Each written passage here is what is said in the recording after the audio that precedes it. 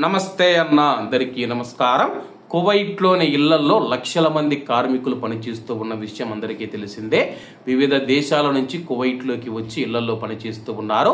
తాజా నివేదిక ప్రకారం మనం చూసుకుంటే 4 దేశాలకు సంబంధించిన ప్రవాస కార్మికులు 91% పైగా అయితే కువైట్లోని ఇళ్లలో పనిచేస్తూ ఉన్నారని చెప్పేసి తాజా నివేదిక వెల్లడించింది.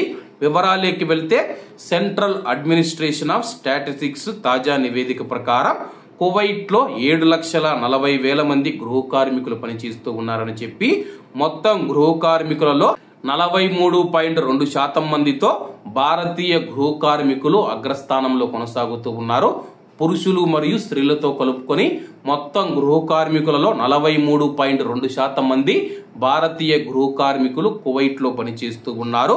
ఆ తర్వాతి స్థానంలో 20.4%తో ఫిలిపిన్ కార్మికులు పనిచేస్తూ ఉన్నారని చెప్పేసి ముఖ్యంగా 4 దేశాల వారు కువైట్లోని గృహ కార్మికుల మార్కెట్ను రంగాన్ని శాసిస్తూ ఉన్నారు.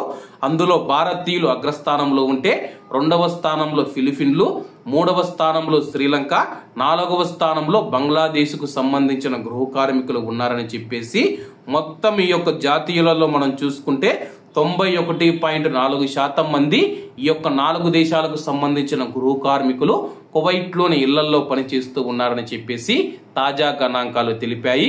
ఏది ఏమైనా సరే గృహ కార్మికుల మార్కెట్ రంగంలో 43.2% మంది కువైట్లో భారతీయ గృహ కార్మికులు పనిచేస్తూ ఉన్నారు.